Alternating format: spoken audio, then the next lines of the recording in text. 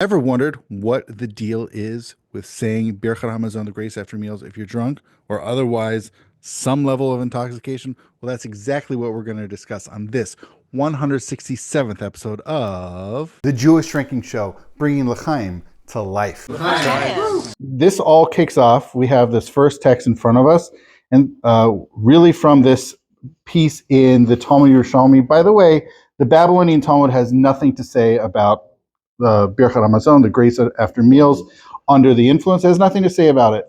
But this is the only rabbinic text that says anything about it in the Talmud Yerushalmi. And this comes in the context of someone asking, what about prayer, right? Can a drunk person pray? So ultimately, I'm going to spare us, I'm just going to cut to the chase, that someone who's had a little bit to drink probably should not pray, but it's okay. But someone who's drunk absolutely should not pray. Definitely not, right? The standard prayer, the 3 times a day that we pray. But then another rabbi asks, so Rabbi Zeira asked for Rabbi Yossi, may a drunk person recite grace? And he said to them, he quotes the verse in Deuteronomy, that when you eat and be satiated, then you must praise. And he says, even if you're sleepy, or even if you're somehow, maybe sleepy is not the best translation, but somehow you are maybe not in the best state, okay? Doesn't matter. You are still obliged to do Birkat Hamazon. Now, actually, this section continues, and someone else asks about Shema, which really sets up our next month's conversation about drunken Shema. So someone asked, and may they say that? And he says, basically, he uses a different verse in Deuteronomy, but it doesn't seem to be a positive response. And then he concludes, and that applies both for not only Shema, but also Birkat Hamazon. So we seem to get almost conflicting responses here. We see one earlier rabbi saying, it doesn't matter what state of mind you are, or how you're feeling, too bad, you're under obligation nevertheless to still bless Birkat Hamazon. Whereas we see this other conclusion where it actually kind of seems maybe not. Text 2 and 3, we have it. Now these are going off of, these are basically like 12th, 13th century texts, commentaries, and they're talking about a particular line in the Babylonian Talmud regarding not praying while drunk. Still, again, it's off limits. But it's interesting some of the language that they introduce here, because so far, if we just look at text 1, just the Talmudic, it says, if you're drunk, you say Shema. That's it. It doesn't say, unlike prayer, as we saw earlier in text 1, that there's different levels to prayer. If you have had a little bit, like we've all just now had a little bit of rum, right? I think we're all fit for prayer. But if we're, look to later in the night, we probably should not be praying, right? But there seems to be no differentiation, no distinction for Shema. It's, you're drunk, too bad, you're on. You got to say Birkat Hamazon. We see out of text 2 and 3, they introduce something else here, which is basically they try to grab language from the prayer aspect and apply it now to Shema. We didn't have that before in text 1. And now, not only that, but they also use a specific language that says, V'shichar kol kach she'enu yachol ledaber kal ro'oi, that you are so drunk, you are not able to speak in the proper manner. Because after all, Shema, saying the recital of the Shema, is a verbal performance. There are certain words that need to be said in a certain order, and if you're not able, it does happen while drunk, but not all levels of drunkenness. Basically, now we're starting to think that maybe, obviously, this is foreshadowing, there might be levels, right? I think we've all experienced different levels of drunkenness. It's not just a binary, you either are or aren't. As we saw in text 1, maybe you are, maybe you aren't. But now we're starting to see a little bit of, maybe there's levels. Rabbi Yaakov ben Asher says, what is this? Medum dam, it is a near dam ve'enu mishav datopu. Your mind's not settled. So, okay. We haven't really seen a lot of stuff. Trust me, it gets a lot more exciting as we move on. Hey there, I hope you're enjoying the episode so far. I wanted to break in, and if you like hearing about Drunken Birkat Hamazon, well, here's a sneak peek on a very related topic, Drunken Shema, which will be coming out next week. Here we go. And that's kind of tied up in that same pericope, it's a fancy word, but that same section in the Talmud Yerushalmi with the grace after meals. The grace after meals with Shema. There's sort of this like Torah force behind it versus other blessings. Hope you enjoyed that sneak peek, which will be coming out next week to that episode. And now back into this episode on Drunken Birkat Hamazon. Now we're going to start to get a little bit more juicy. So text 5 through 7 are all Rabbi Cairo, and of course 2 of them are translated. Yay! So text 5, we see this is Rabbi Yosef Cairo. This is, for those who are less familiar, his Beit Yosef, which translates to Joseph's house, is a roundup. Think of it kind of like a doctoral dissertation where you do a roundup of previous literature. Okay, so he sort of records various medieval rabbinic authorities. I'm not going to read everything, but he does mention what we saw in text 2 and 3, this language of not being able to speak in a fitting manner, or really probably what he means by that is not to be able to say the words in the correct order, even maybe you're mispronouncing the words, right? There's sort of a vagueness there. But one of the things that, and I did not include this, but those same writers in 2 and 3 also wrote elsewhere that they're not really sure if you maybe need to repeat the Birkat Hamazon, because if you were drunk and you said Birkat Hamazon drunk, who's to say you said it correctly? So maybe you need to go back and redo it. But very clearly, they're not sure. It's not a clear yes, you need to redo it, or no, you don't. It's just a maybe. Now, text 6 and 7, this is what Rabbi Cairo is perhaps most famous for, which is his composure of, it's called the Shulchan Aruch, or the Set Table. This is a very concise compendium of normative Jewish practice. Even if one got significantly drunk to the point that the person is unable to properly speak, one is still able to bless the Birkat Hamazon. Before we get to the next one, so far, not only are they drunk, so if we, maybe next time I'll have to bring a dry erase board, but not only are they drunk, because I'm a visual learner, but now they're drunk to the point that they're not even able to speak maybe they're mispronouncing words, maybe they're saying the wrong things. I don't know. It's interesting. And as I'm thinking about this, I know I should be holding off for next month, but the Shema has a lot more regulations about how you say it. Birkat Hamazon has maybe less stricture. Like the Shema, you're supposed to say every word, but Birkat Hamazon, I don't know. Maybe there's a little bit of wiggle room there. I'm kind of curious, but either way, Rabbi Cairo says, you know what? Even if you're not able to fully speak and say Birkat Hamazon correctly, you can still do it, even if you're having trouble getting all the words out. However, there was feces near him. He had been drunk. His boss and Rabbi Asher Ben were unsure if one needed to go back and re-bless Birkat Hamazon, but not for urine. For that, one got re-blessed Birkat Hamazon. All right. Thank you. So I'm not going to go into the urine versus fecal matter here, but it sounds like a very 1500s problem. It's a very, you know what? If you have kids, it could happen, or even we have a dog at home.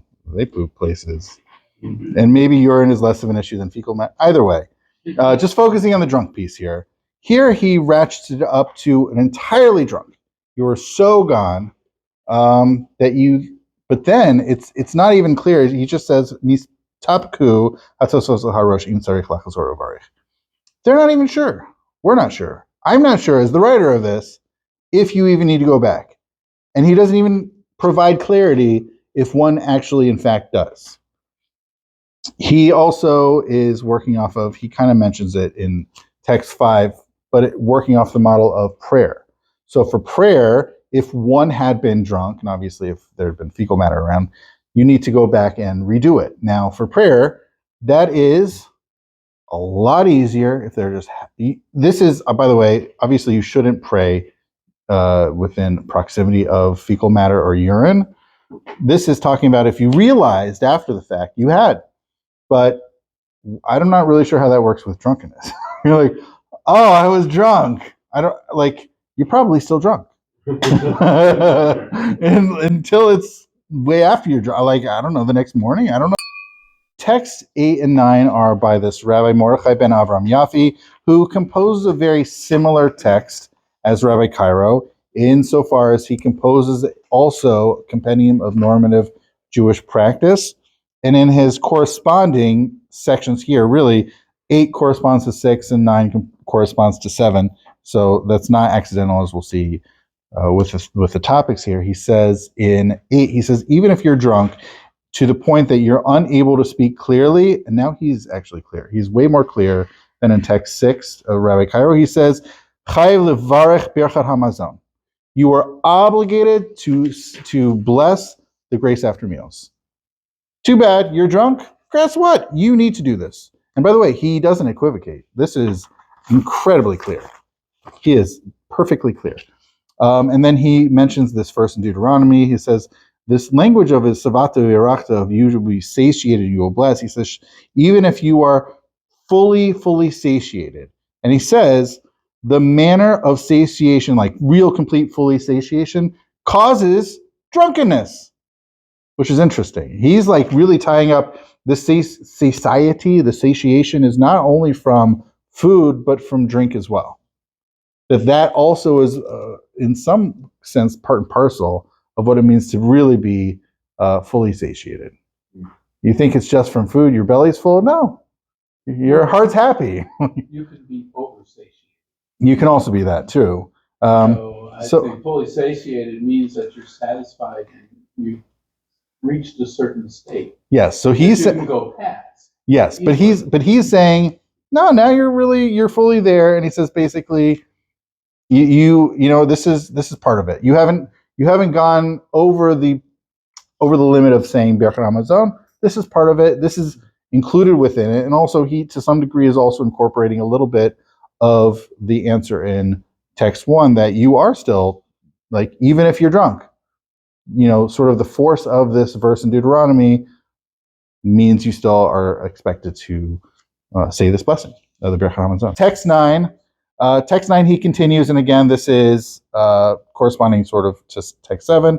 He does mention about if, now here's an interesting thing. He says there is to sort of wonder, to not be entirely sure about if there's a comparison of Birkat Hamazon to prayer, which seems to be how some of the Birkat Hamazon language is being dragged into the prayer conversation. He says, whether you need to go back and redo your prayer, and that Vuhu Adin Birkat Hamazon, that it is also then the case for the grace after meals, that you also now need to repeat this if you were drunk. Or if we say, or if we say it's not comparable to prayer, right? Basically, if we want to use our contemporary language, does it fit within the model of prayer that if you were drunk, that you now need to go back and say it again? Or does it fit within, or is it not? Maybe it has a different modeling, right? So that's part of it. But ultimately, he says you don't need to do it. You don't need to do a redo just because you were drunk. Hey there, I hope you're enjoying this episode so far. I wanted to break in and actually let you know this is not the only episode on drunkenness to come out this year. In fact, we have a whole handful of episodes coming out in a little mini series on drunkenness. So you can go check out this along with other episodes all at jewishdrinking.com/drunkenness for episodes, clips, and more. And I hope you're enjoying this episode. I hope you go and check out those other episodes on drunkenness.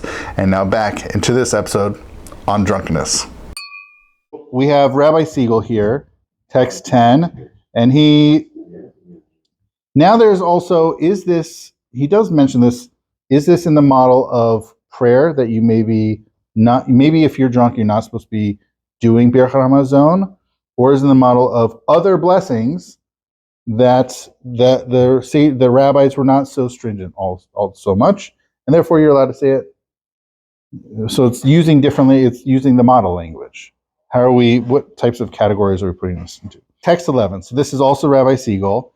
And he's, first of all, he uses this really fascinating language. Anybody who's spent time, he says, Lo yiradati l'sof da'at harav bal shulchan aruch.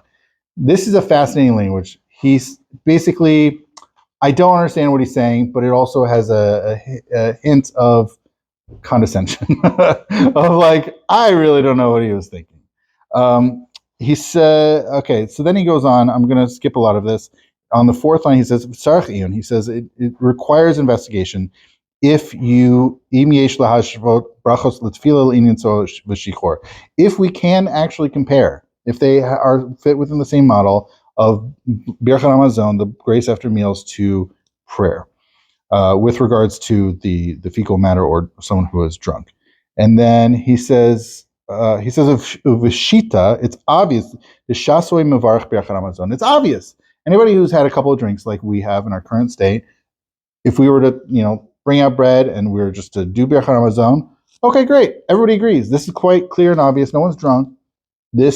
Everybody would still be, everybody agree. Even the most disagreeing rabbis would still agree. He also talks about, I'm not really entirely sure if a drunk person and finding fecal matter are equivalent here. I'm not really sure that's really the same situation. So ultimately, but then he says, so these are two different languages, two different levels of one who's not able to speak appropriately, which is something we've discussed, but also one who's not able to speak in front of the king. Now, that is something that comes into the context of prayer, that what the Babylonian Talmud talks about with prayer. Someone who's had a little bit to drink, they shouldn't pray, but if they did, it's okay. And then, but as long as you're still able to speak in front of the king, that is okay. That is a subjective measure that enables you to still speak in front of the king, to still pray, rather, which seems to be of a lower threshold of drinking. Tipsy. Yeah, maybe tipsy. I think that's you haven't reached drunk yet. And certainly not to the mid-level, as Michael described, of the middle level of drunkenness. You're not even to the level of drunkenness, and you might be close approaching gray area tipsy, right? You are able to still yet speak in front of the king. This is still a measure for prayer that you are permitted to pray still. So that's a different level now being introduced, but that seems to be entirely fine. Seems like he's saying that somebody who can't speak properly is less drunk than somebody who can speak properly. Oh, interesting. You're right. He's saying there's not a difference. I think there is. I appreciate your eagle-eyed reading. But it ultimately says we don't find this distinction for prayer, which is true. So there's a different section if anybody wants to read it up at home. But for those keeping it square at home, you can go check out section 99 about prayer, which we'll get a shout out in next month's session. But he says, look, we don't find this distinction. But we do find this distinction between Shasoe L'Shihur, that's mentioned in the Babylonian Talmud. The Shasoe Eno Tzarech Lachazor L'Yitpalo, you don't need to go back and do it. It's only the one who's drunk. And the Shasoe is able to speak in front of the king, but the drunk one is not able to. But not for the drunk person himself. Okay. He says, I'm going to go 4 final lines. Inke Masafek Ishkan. He says, okay, now that we've talked about all of this, what doubt is there now? Because this is calling back to text 7, I believe, where he says, well, there's this, doubt, this confusion. He says, I don't understand what there is. He says, if it's directly shade with Dochak, he's not really happy.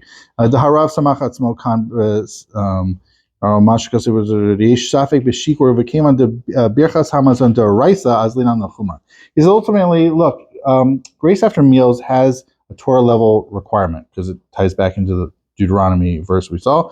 Below Patrinan le milvarech Birkat Hamazon. And there's no way of getting out of it. You're not exempted just because you're drunk. You still have this requirement to still nevertheless bench. Bim Kain bishar brachos lo yivarech yeshu shikor. He says, nevertheless, with other blessings, you shouldn't bless them when you're drunk. Not everybody agrees with that. Okay, so he's left with his question. He's not really sure.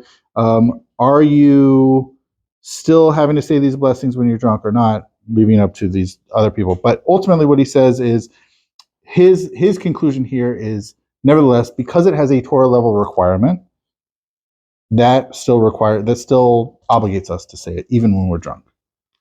He also doesn't care about these. Also, what we were talking about, as Michael pointed out, who cares about these distinctions of being able to speak in front of the king versus able to speak properly? Who cares? He doesn't seem to be such a fan of these different levels. And ultimately, what does it matter? You're drunk, but it's a Torah level requirement. You got to do it. This is Rabbi Abraham Gombiner. He says, nearly, it seems to me, that nevertheless, this is someone who is nevertheless able to speak in front of the king. This is going off of text 6. This is someone who is not able to speak in front of the king. But nevertheless, he says, no, I think you are still. Oh, sorry. In text 6, it says you're not able to speak the words appropriately. But then he says, nah, I think you're still able to speak in front of the king, which I'm pretty surprised by. But maybe he's kind of like text 11 and thinking that there's not really much of a difference between these. He says, Dimlo came, because if it weren't, then maybe Rabbi Cairo would have said, then it's forbidden to bless this Birkat Hamazon at the outset. Maybe you shouldn't have done this at all. Maybe you shouldn't have done this. He says, but maybe that even after the fact, maybe it was just only after the fact, maybe there's a question. He's not really sure. And then I mentioned text 2 and 3. He calls back to text 2 and 3 with Tosfos and the Rosh. He says, nevertheless, look, he says, mashma diyesh li's topic. Maybe there's maybe not really sure if it's even permitted to bless at the outset, lachatchila. For those familiar with this language of lachatchila, or in Latin ab initio, but are you able to do this as a thing at the outset when you're drunk, that you're unable to speak in front of the king? Maybe you're not. He says, maybe it's kind of inferable. Mashma katzatz, it's slightly inferable that that maybe you are permitted to bless at the outset, ab initio. Maybe really what you should do is, before you get to really that type of drunkenness that you're unable to speak these words appropriately, you should bench first. You should do your Birkat Hamazon, and then just keep getting drunk.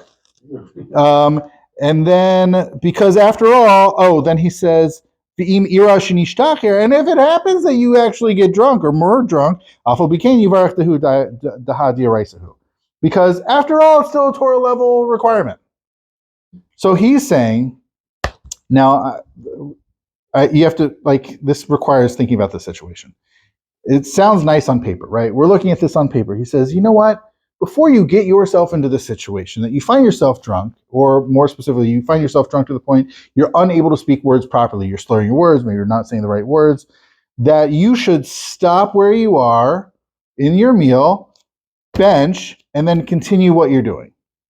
Now, if we are to take a step back and think about what does this mean, I would say it's one thing if maybe you're finished with a dessert course, right? You're pretty much done anyways. You're going to keep drinking. So that's a great opportunity to stop and do this grace after meals and then continue on with your drinking. That's one scenario. That's pretty easy. That's pretty accomplishable. What if you are pre-dessert or even mid-dessert or pre-dessert, you're still eating? That's still accomplishable. Maybe you just do your Birkat Hamazon, you say what you need to say, and then you say a separate blessing on your dessert, and then you keep on doing your desserting and your drinking. Okay. Great. What if you're still in your meal? What if you're still drinking? What if you're still amidst your meal? Now, we could talk about this in different ways. This is, maybe you are done with your bread consumption and you feel at this moment in time it's okay, it's appropriate, I'm going to do Birkat Hamazon, but after this, all subsequent consumption, maybe I'm still having some chicken, maybe I'm still having some, salad or sides, and I'll just say separate blessings for each and all of them, and then I'm going to keep also on drinking, and then I'll say the appropriate after blessings for all of them. Okay. But what if you're still in your meal, and you are still having bread on your mind to consume? Right? It's one thing to read this on paper. It's another thing to put that into practice of saying, I'm going to, whatever I'm doing in my meal, I'm going to do the Birkat Hamazon, I'm going to do the grace after meals, and then I'm going to continue on with my consumption and just say the appropriate blessings for each of the things I'm going to consume. So it's grace before meals. Well, be mid-meal, I guess. I guess it'd be mid-meal. But he has this sort of like this backstop. He says, but you know what? That's the ideal. In a non-ideal world, you kept going, and then you did actually get drunk to this point. He says, yeah, it's still fine, because after all, it's a Torah level obligation. It's a really fascinating. This one is, Rabbi Gomer is really interesting. For those who are here for the duchening under the influence, the priestly blessing, he came up with some really interesting things there too. He is definitely a rabbi to keep in mind. Hello, dear listeners. It's your host, Rabbi Drew. I wanted to break in right now and just say, hey, Thank you so much for listening. I really appreciate, or watching, however you're consuming this content. And I'm always open for new ideas, both for specifically the Jewish Drinking Show, whether it's topics, whether it's guests. I'm also looking for other resources that I can provide you with in the Jewish Drinking Project more broadly. Also, I'd really like to offer you the opportunity to sponsor this work. Whether if you want to go to patreon.com/Jewish Drinking, I would greatly appreciate it. And if you have ideas for swag, also, please feel free to send them to me at drew@jewishdrinking.com. All right, thank you so much, L'chaim, and now back into the episode. Text 13, we get this Rabbi Spira, who's the late 17th, early 18th century. But he says ultimately, so he's introducing a new level of drunkenness, okay? He's now talking about the level of drunkenness of lot. So he says, well, what about this? This is the first time in our conversation that we're now introducing this newest level. That if you've actually reached this, now at top of page 6, asur, it's forbidden, af b'shar brachos, even for other blessings. V'im lahogia im yachol lidiber lifnei hamelech, af shein yachol lidiber karoi mutar af b'berachas hamazon. He says, look, if you have not yet reached that level of absolute lot drunkenness, as long as you're able to speak either before the king or maybe you're not able to speak in a fitting fashion, that's fine.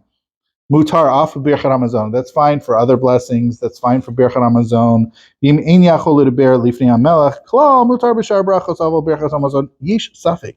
He says, if you're unable to speak in front of the king at all, it's fine for other blessings because they have a lower, there's less at stake seemingly. He says, aval Birkat Hamazon, I'm not so sure. Maybe for the grace after meals, and this is, again, maybe this is that middle level. You're unable to speak appropriately, and you're unable to speak in front of the king at all. He's not so sure. Again, he says that this uppermost level, you've reached lot drunkenness, that's way off limits. That is not something you should be doing. But up to that, even if you're having trouble putting words together and you're not fit to speak in front of the king, well, okay, maybe that's a gray area. That's actually not so clear. Unlike we saw in the previous text, he says, who cares? This is still a Torah level thing. You're obligated. Okay?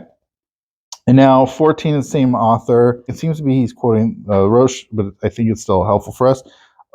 He says, Od Kasav Dinir about needing to go back. You need to go back if you need to redo the Birkat Hamazon because it is of a Torah level. And we say things that are of a Torah nature that are of a doubtful manner, we treat in a stringent fashion. So then afterwards he says, in this next one, he says, in my opinion, this is not at all comparable to lacking knowledge. Okay? It seems to be maybe you have some sense of what you're doing. He says ultimately, whether it is for Birkat Hamazon or other blessings, it seems to be, maybe you actually do need to redo them. Hey there, I wanted to break in yet again.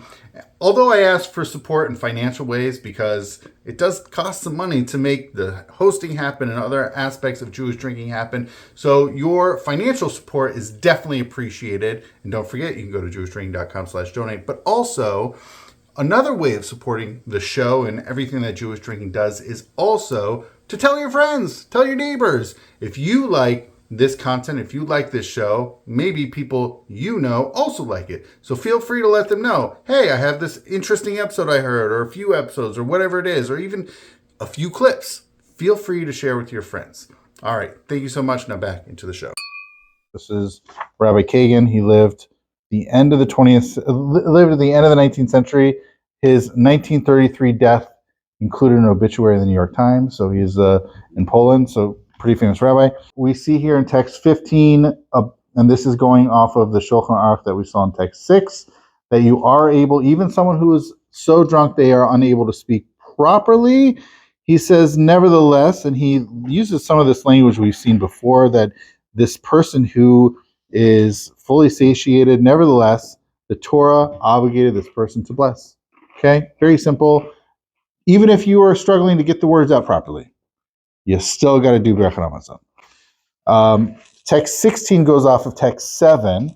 This is where it says you're super drunk, and then there's a question about whether you need to do a redo.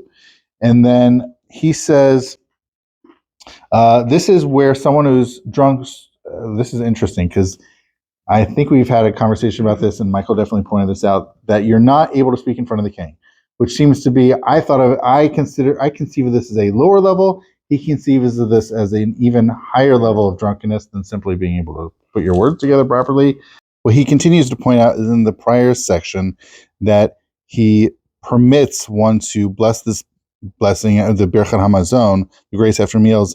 This is when you are able to speak in front of the king, but many post Shulchan Aruch rabbinic authorities contested this. They had questions about this. They challenged this. Since you're not able to speak in a fitting fashion, it would seem that if you're not able to speak in a fitting fashion, you're not able to speak in front of the king. At least that's how it seems.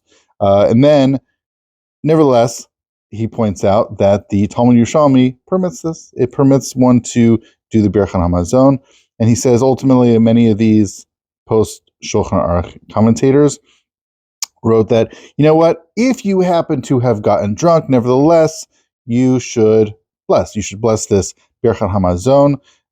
But ideally, you should be careful to bless prior. You should bless the Birkat Hamazon prior to reaching the state of drunkenness, which was this idea that we saw previously, and now he is suggesting that. For text 17, while this is quite lengthy, it's really primarily speaking about the fecal matter being in the area. He does point out that Ramban, Nachmanides, seems to say that it's okay, although he does point out that the Gra, the Vilna Gaon, points out there is a different textual version in the Talmud Yerushalmi, at least that the one that he had, which seems to make it something that one is not supposed to say. He also has in text 18, so this is the same author, positions Ramban, Nachmanides, as saying that it seems that you are, that you can say all these different, according to Ramban, that you're allowed to say all these different types of blessings, including the Birkat Hamazon. It's really that tefillah, prayer, is problematic while drunk because it is if you are standing in front of the king, and that's inappropriate behavior. And he points out, look, here's the proof. Look at the Talmud Yerushalmi. And then, of course, he points out in the Be'or Gra, in the Vilna Gaon, points out that he has a different version of the Talmud Yerushalmi, and that seems to be problematic. However, he says, Einu barur shemutar. It's not even clear that it's permissible, and that he seems to have a version that makes it problematic. But he says, Mikol makom, nevertheless, efshar degam hagra modeh. Nevertheless, perhaps the Vilna Gaon would admit that b'diavad im nishtaker yivarech Birkat Hamazon. That, you know what, if you already have gotten drunk, you know what, you've already gotten to that place, you're already there, you should still say the blessing after meals, the grace after meals. So that's according to Rabbi Kagan. Now our final few texts are from Rabbi Yechiel Michal Halevi Epstein, 1829 to 1908. These are all from his famous work, Aruch HaShulchan. And this is, he's working through this. This is his style. So in text 19, he is looking at these different texts, of course, comparing it to prayer. But nevertheless, he talks about, you know, you can bless all different types of blessings and Birkat Hamazon. You look at 20, he continues, and it looks like he's putting this in the blessings camp. And then we get to text 21, in which Rabbi Epstein, the key line here, he says, Alva ha'ikar ladina, but the primary aspect, the ultimate bottom line for this, for what to do here, divchol inyan yachol levarech Birkat Hamazon, as long as you're able to actually bless this grace after meals, imlo kishagia l'shichrotu shel lot, as long as you haven't reached Lot's drunkenness. So it's something that we've seen popping up in these post Shulchan Aruch commentators, and this seems to be what carries the day, certainly for these late 19th century rabbis. That just to sort of wrap it all up here, is that you have some of the stuff is potentially different textual versions, as the Vilna Gaon might have something in the Talmud Yerushalmi that seems to position Birkat Hamazon as something one is not able to bless while drunk. However, many other prior rabbis, Ramban and others, have said you can still say this, and this conceptual categorizing, so to speak, differentiating prayer, which is deeply problematic to say while drunk versus blessings in general, and Birkat Hamazon in particular is something one is able to do so. However, what they point out is that something we saw earlier with Rabbi Gominer's suggestion in the Magen Avraham, which is maybe we can make a distinction. Maybe we can try to do Birkat Hamazon before we reach the level of drunkenness. But once one has reached the level of drunkenness, it's okay. You still say it. Really, it seems to be the only thing ultimately that ends up off limits for one who is drunk to not be able to bless the Birkat Hamazon is ultimately when one reaches the drunkenness of lot, which is such a level you really don't know what's flying. Really fascinatingly, I can't help but think, as I think I pointed out earlier in the episode, is that I guess if you can gather your thoughts and you've reached that level, you really don't know. I don't know how you stop yourself. You're like, oh, that's right. I really don't know what's flying, but I shouldn't say Birkat Hamazon. Of course, I don't know that anybody really has those thoughts going through their minds at that moment in time, but perhaps it's something for someone else around, right? Maybe you're someone else at that same meal, right? People are dining together, people are drinking together. You see someone who's really gone and it's time to do Birkat Hamazon. Maybe you're not the person who's as drunk as lot, so you don't necessarily have the wherewithal or really the mind capacity to say, oh, this is inappropriate for me to bench to say the Birkat Hamazon. But if you're someone else at that meal and you haven't reached that level, maybe this is someone where someone steps in as, I'm going to have to cut you off from saying Birkat Hamazon. But aside from that, it seems that being drunk is not something that necessarily holds one from being able to do the Birkat Hamazon. But we saw this suggestion, really fascinating suggestion, is maybe try to stop in the middle of the meal and do the Birkat Hamazon if possible. But maybe you're like, you still got bread ahead of you, or you're still very much amidst the meal. It's not an appropriate time to stop. So ultimately what these post-Shulchan Aruch rabbinic authorities seem to say is, you know what, it's still fine. Just keep going, continue enjoying your meal, because clearly you're enjoying having a good time.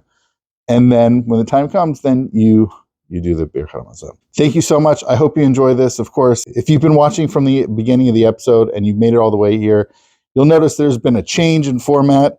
I started off at a drinks and discussion style episode, recording in front of a live audience with questions. And then my microphone battery ran out, so there was no audio for the remainder of that. Whoops. But hopefully you enjoyed these last several texts I was able to cover here in the finale of this episode. And if there's any mistakes, errors that you noticed, or corrections, please let me know. Please reach out to me at rabbidrewkaplan@gmail.com. I'd love to hear from you. Thank you so much for watching, and l'chaim.